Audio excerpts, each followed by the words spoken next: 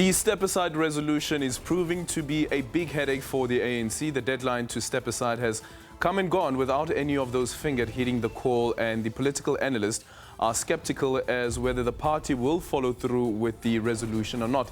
Now, factions linked to ANC Secretary General Ace Magashule threatening to go to court should the resolution be implemented. Magashule is among the ANC members who should step aside for his role in the 255 million rand state asbestos tender as alleged by the state in that case. Others include former eThekwini Mayor Zandile Gumede, former Eastern Cape MEC of Health Sindiswa Gomba, and ANC KwaZulu-Natal Deputy Chairperson Mike Maboyakulu, and the ANC's Limpopo Treasurer General Denny Msiza. The party's National Working Committee has today deliberated on the issue. We understand that the meeting is still ongoing. What are the implications for the ANC should it not implement the resolution?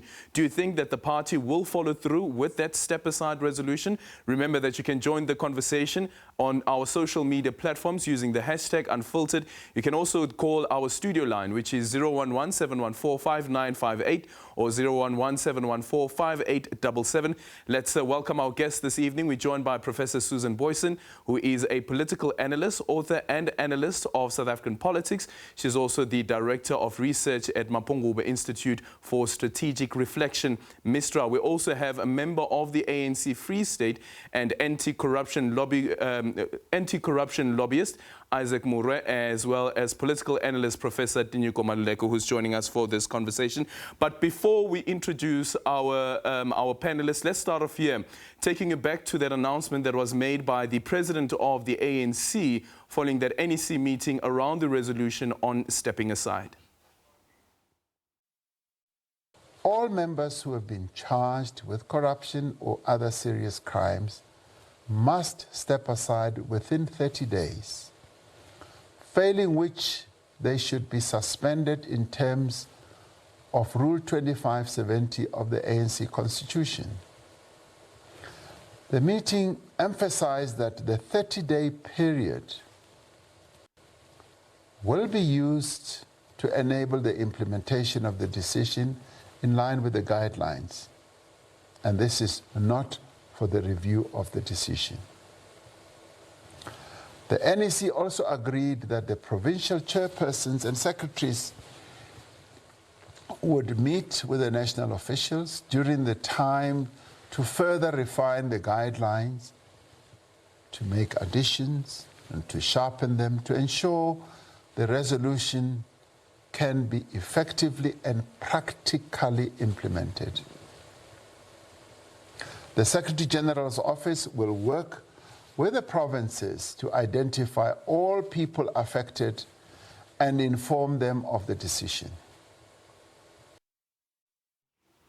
Well, that's the president of the ANC on the 29th of March. And Professor Maluleke, is it fair then to conclude, considering what the president of the ANC had to say there about the NEC resolution, that the Secretary General of the party and those others who are implicated and haven't stepped aside, that they are in defiance of that resolution? Well, I'm not sure that we can call it defiance yet. I think that the ANC has said that it will ask them to step aside, and if they don't, they will be suspended. So I think we must wait and hear what the ANC says about whether the ANC will effect the next step, which is suspend those who do not step aside. Mm-hmm. But I suppose that's what they are talking about now, or they will talk about at the NEC to consider, how to proceed to the next step. They have promised that people must step aside, failing which they will have then to be suspended. Yeah. I suspect that whatever loopholes are there in the ANC constitution will be explored by the affected going forward before they even go to the courts, which is also another likelihood. Mm-hmm. Okay, Professor Boyson, do you agree with that? Considering that what the resolution expects is that there is the step number one, calling on the member itself to voluntarily step aside.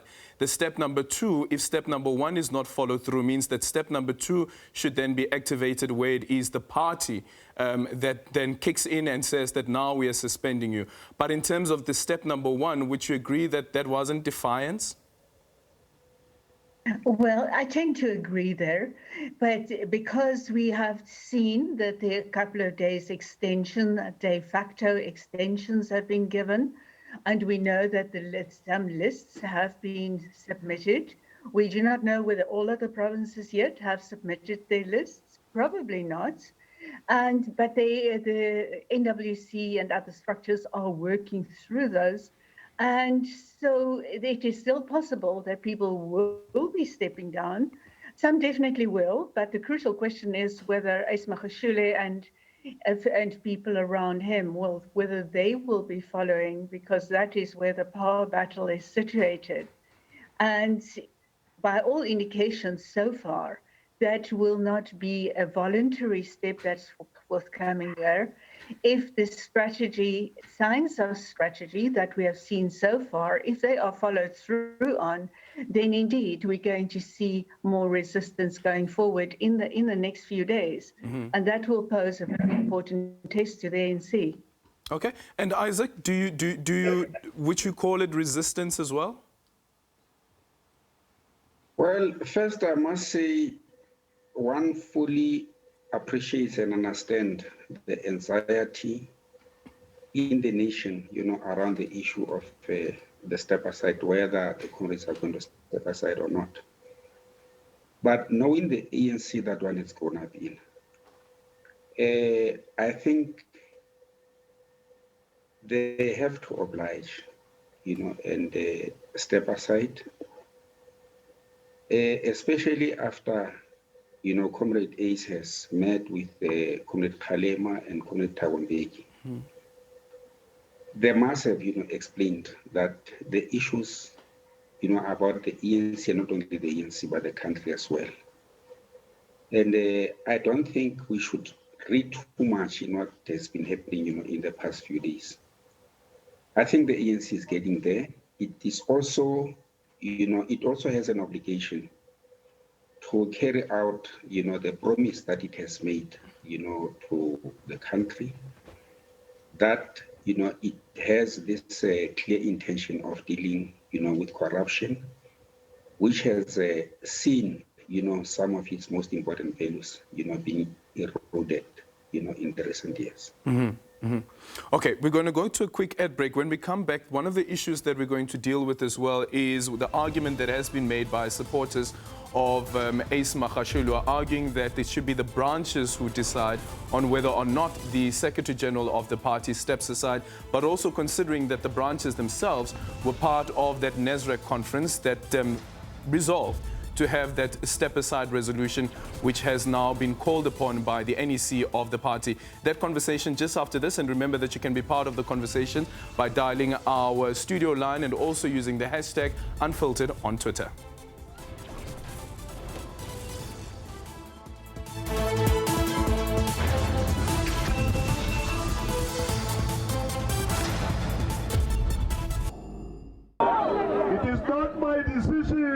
I'm communicating the decision of a collective because I've grown up in the traditions and cultures of the ANC. I've never seen one individual in the ANC deciding for us. It will never happen whilst we are there. It doesn't matter who you are, how important you are, how educated you are, how rich you are, how poor you are. This ANC is an organization of branches of the ANC. That is why I will respect the voices of branches. If branches say I must step aside, I was elected by branches at conference. I will go back to a special conference and the branches must say to me, Comrade Ace Magashule, step aside. I will then do so because it will be coming from the basic unit of ANC the branches which voted for us at conference. Nobody and nobody can remove us. Well, that was Ace Magashule just after his court appearance in Bloemfontein. And Professor Boysen, just listening into what he had to say there and the emphasis around the power of the branches and the rights of the branches, considering the resolution that was taken and reaffirmed by the NEC post that, I don't know, that address to ANC members, would you argue and say that probably the horse is bolted now? Well, the argument that the branches have to have the final say is really a straw argument, because the ANC's own constitution states very clearly that between national conferences, the NEC is the highest decision-making body. So the NEC is perfectly within its powers to take those decisions as to what should happen next. And we know the way Ace Magashule is using branches, he probably uses it as proxy for not subjecting himself to the NEC decisions. The branches have also been under construction under Secretary General's office, and there are very good reasons to suspect that he thinks that should he be able to push this decision on, kick the can down the road, and get to a National General Council or to an elective conference, then he would stand a better chance, a very good chance, to be reinstated, if not elected, to a big position. Because we know the branches are under the auspices of the Secretary General, and he probably knows exactly how much support he might be able to get or might be able to organize down the line. So it is completely a self-serving argument. Isaac, just quickly from your understanding of this resolution and the powers that the branches have, is there any clause that stipulate the powers of the branches and the ability also to, I don't know, push back against the resolution that has already been taken by the branches at a conference? Let me first say, you see what Comrade A said earlier. You could take it as a knee-jerk reaction from a very head person who was also shocked, by what happened. You see, the conference of the ANC is populated by branches. In fact, the constitution is very clear that the branches should constitute not less than 90% of people who make a conference.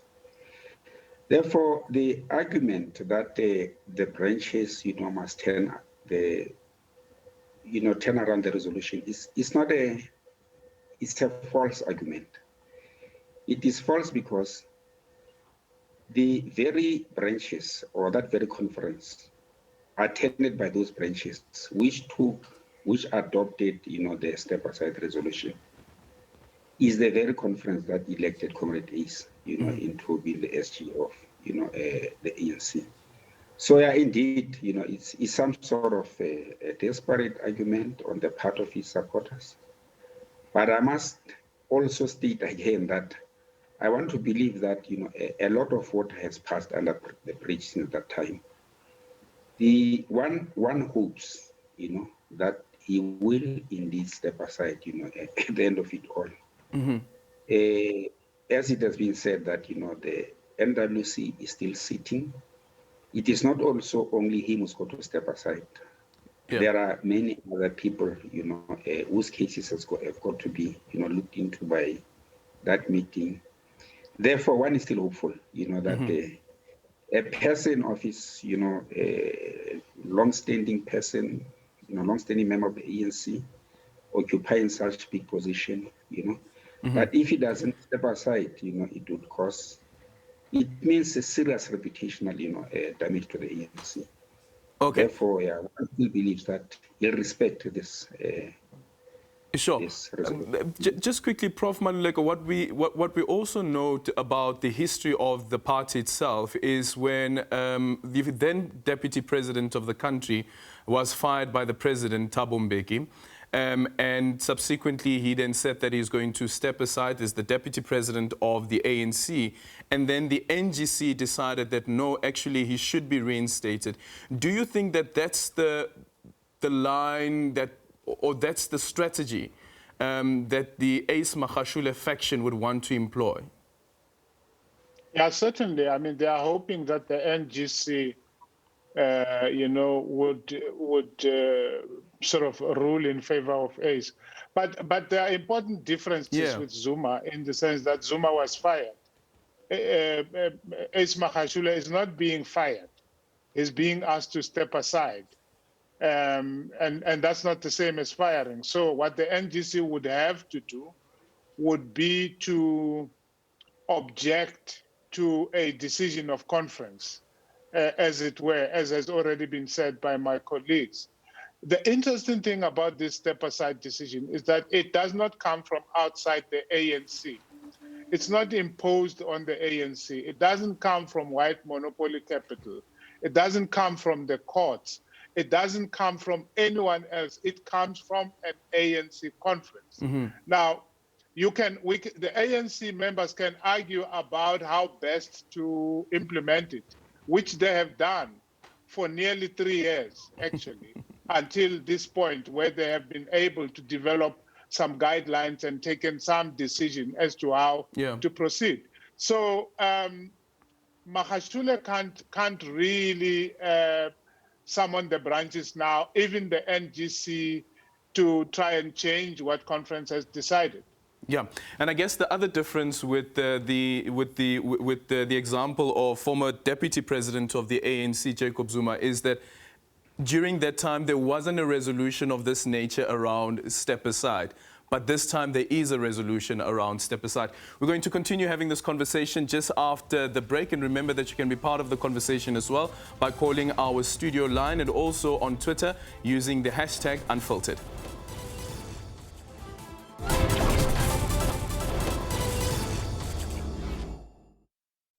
It's about 5 people that we have identified. And so therefore, we have submitted the names to Lutuli House. In that list of 5, 2 already have stepped aside. We know there's a councillor in Matlosana who has already stepped aside, including the fundraiser. The other comrades, I think they will do the same. I don't see us having a problem, but I think there's going to be compliant. And welcome back. That is Mr. Chauke, who is Hlomani Chauke, who is part of the interim committee of the ANC in the Northwest. Listening into what Mr. Chauke had to say there, Professor Maluleka, do you think it's going to be easy for the provinces to implement this particular resolution, considering that you also have the likes of Zandile Kumete, for instance, in the KZN being implicated in corruption? Yeah, it obviously hasn't been easy. I wasn't able to hear the input of Mr. Hlomani Chauke, but I can say that, the provinces, I mean, part of the anomaly in this whole thing is that Ace Magashule is asked to direct the provinces on how to implement this resolution. It is crazy that someone who is also implicated in the same resolution is then asked to direct the provinces. And the possibility, I mean, if you talk about conflict of interest, there it is in your face. And the possibility of confusion, even if the General Secretary was not implicated within the ranks of the provinces, was always there. Because this is a difficult resolution for the provinces to implement anyway, because they themselves are divided. So we have seen that divisions come up in the provinces, and the instruction from the General Secretary had to be contradicted by the working committee of the ANC, because it differed in detail from what the NEC had decided. Yeah. And those are some of the complications that I think the provinces are facing. Yeah, and speaking about the expansion of the scope, Professor Susan Boyson, is that what we saw as well is it was the Deputy Secretary General of the ANC saying that, but that was not the scope that was given to the Secretary General around the implementation of this particular resolution. What do you make of that decision? Do you think that it was deliberate? Oh, I can only go by circumstantial evidence. Sorry, and all evidence certainly points in the direction of yes, it was deliberate, to get a type of ungovernability in terms of what the actual decision was and what should be complied with. There's a guaranteed amount of resistance when these double-tongued instructions are passed on, and we have certainly seen that branches and regions have taken that gap. We don't know at this stage exactly how many, to what extent, but some have certainly taken that gap and protested, and one of the current protests was also then exactly that it's not clear as to what should be done and how the Integrity Commission's recommendations meet with formal investigations. So there is pandemonium in the sense that abuse of the bit of confusion that does prevail is rife, and that is where the NWC and the top 6 of the ANC will be coming in the course of the week and specifying more guidelines. Let's just quickly say goodbye to our SABC 3 viewers. When I come back, we want to deal with them, try to explore the idea of why there could have been an expansion of this particular scope, considering what the resolution of the party was at the NESREC conference and whether or not it's conflated by issues around what is expected of the Integrity Commission, and that could have led to the expansion of this resolution as well, in terms of the communication that the Secretary General has given to the branches as well as the provinces of the ANC. Thank you so much for choosing Unfiltered this evening. The show continues on the SABC News channel on 404.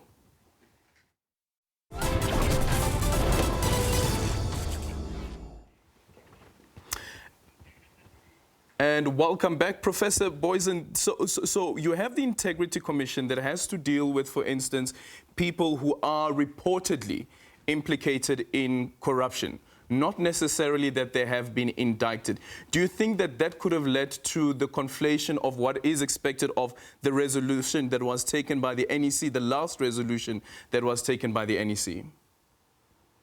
Yes, I certainly think it could have, although it should also be quite easy to clear it up.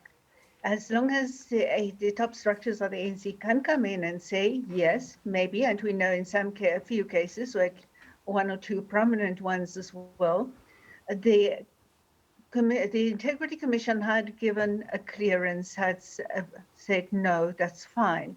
But on the other hand, investigations are continuing. So there could be a legitimate question as to what is to be done in a case like that. In future, even if there are not too many cases like that right at the moment, in future that could also have an impact. But that type of issue should be clarified quite easily. Yeah, because I'm thinking about this just quickly, Prof. Maluleka, before I go to Isaac, is that when you look at the Denim Caesar matter, for instance, and those who have been implicated in VBS, that their suspension or stepping aside was through the Integrity Commission's processes, not necessarily on the step-aside resolution itself. Yes, I think that's part of the confusion. And of course, so the question is, how much of the internal processes of the ANC will be summoned or convened in order to deal with aspects of the step aside? Because the step aside is a conference resolution. In that sense, it's a special resolution. It is, if you like, outside of the normal run of things, which is what you would expect the Integrity Commission to deal with, cases that are brought to them. That being so, the Integrity Commission has still done its job, has done as much it possibly can. It's a very weak commission within the confines of the ANC. I mean, it reports to the NEC. It's not really a powerful commission in many ways. The people it summons before it are more powerful than it. I mean, if it brings the president and the general secretary. So it is actually correct that the NEC has taken the lead here to make sure that a conference resolution is rendered implementable. It's one thing to have a conference resolution, but you need to render it implementable. And the more controversial a resolution, the more difficult it is to render it implementable. And it was in this case. But I think the ANC has reached a stage where it has said, this is how we are going to go forward with it. And the NEC, which takes the place of conference in between conferences, has done its job. So I think now the ball is really in the court of those affected by the step-aside resolution. Well, and others would even argue and say that also the ANC as a structure as well, whether it will go ahead with the suspension of those who are refusing to step aside. Remember that you can be part of the conversations using the hashtag Unfiltered.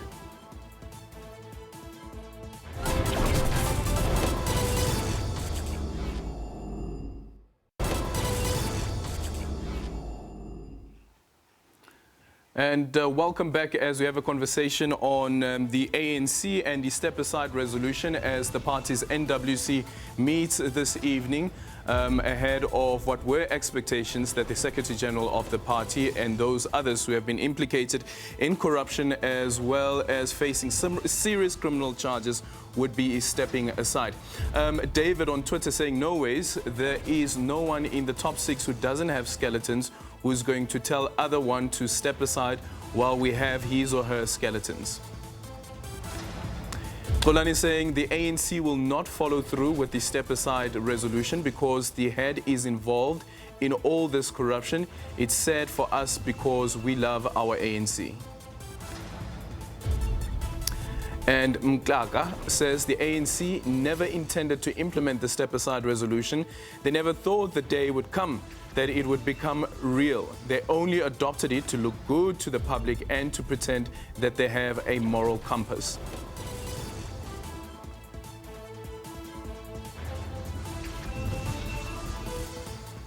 Okay, those are all of the tweets that we have.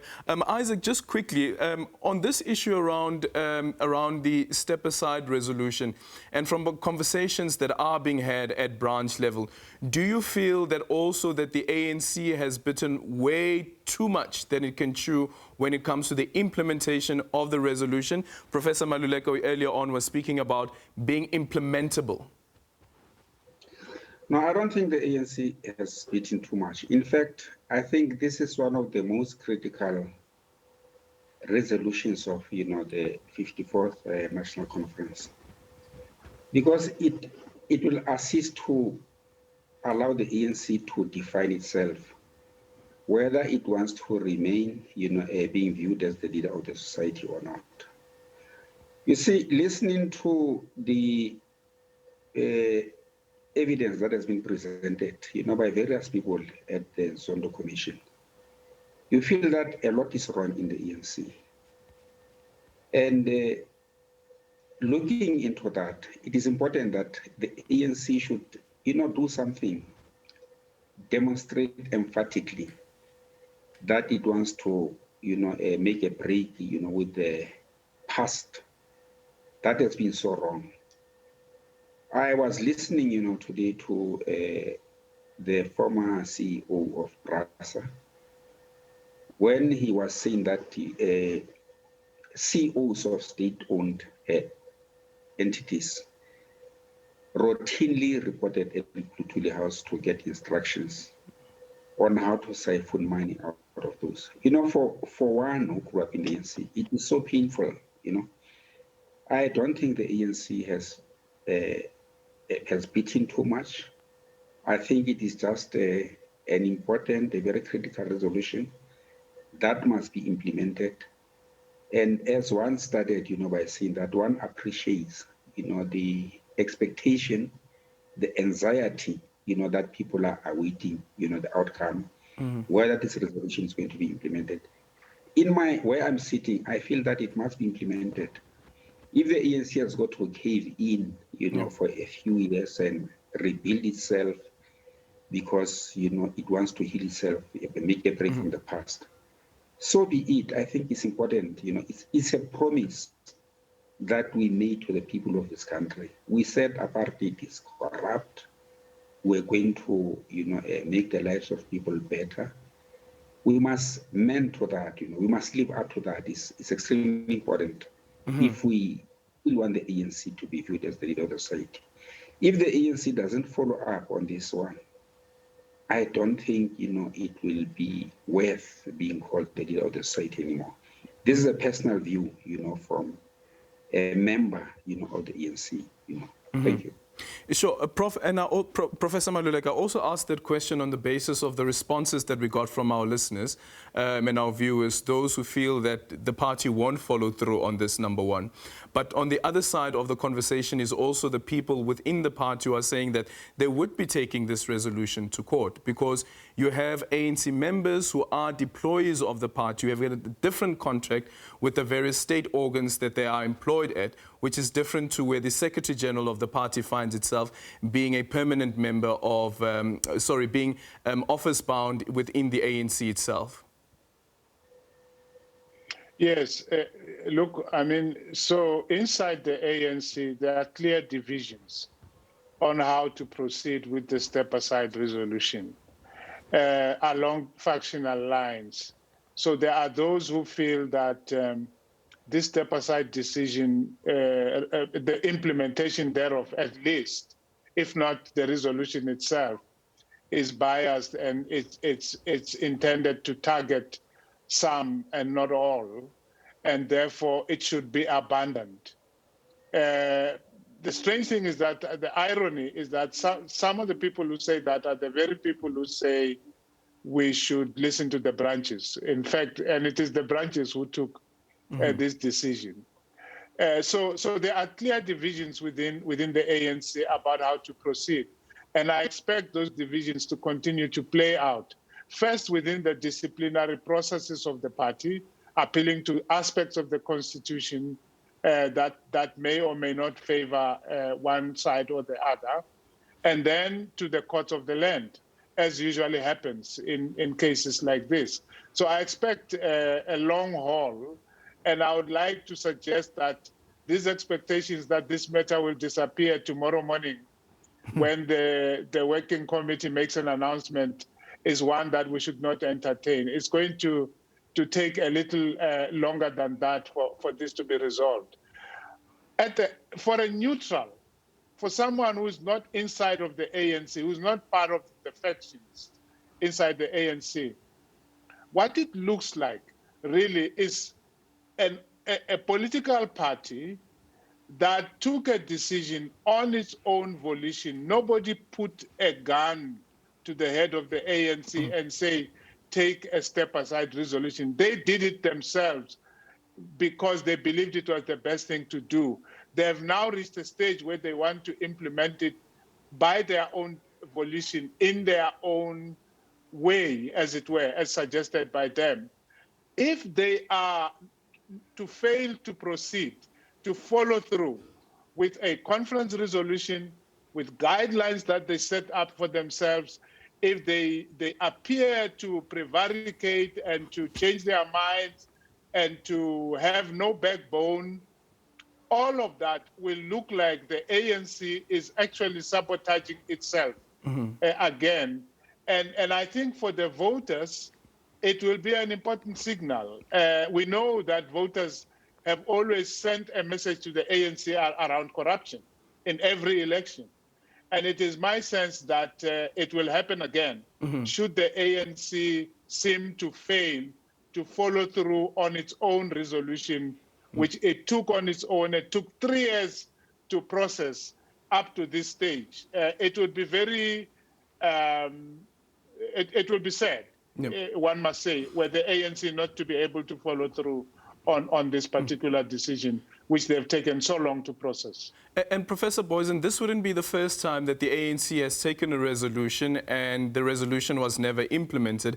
I'm going to just quickly make an example. 2005 elective conference of the ANC in Polokwane, the resolution around banning labor brokering. And of course, that didn't happen. But what is it specifically about this resolution that makes it so different to all those other resolutions that have not been implemented, including the one, for instance, around reducing the number of provinces?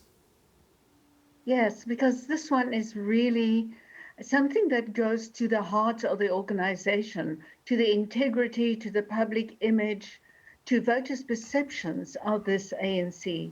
because the ANC has promised to voters that it will improve itself, that it is cleaning itself up, and it has said on so many occasions, state capture, corruption was not intended. They've lamented it at their conferences. So they've had a strong, strong point of view and put that across to voters that is not the ANC that they want it to be. And so this goes at the heart of the integrity of the organization. And if they fail on a resolution of this nature, it is not just one of a policy here or there, however important some of those policies may be.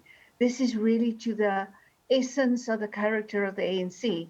And if they fail doing that, they can be seen to have been defaulting on those undertakings to the electorate. For example, in 2019, many in the electorate found their way to voting for the ANC because the ANC had said that it is a new ANC, it is a post-Zuma era associated with much corruption and capture, Nkandla, arms deals, etc., and that it has turned a new page. And so it will really be defaulting directly, and that will affect its credibility with voters. Just quickly in conclusion, and I'm asking this question of all three of my guests. Number one, the implementation of the resolution on stepping aside, the effect that could have on the party ahead of the October 27 local government elections. But also at the same time, you also have the Commission of Inquiry that's ongoing, and the President has testified before it. When that report comes out, should that report come out just before October 27th, do you think it will have an impact on the party's electoral fortunes? Professor Susan Boysens, let's start off with you.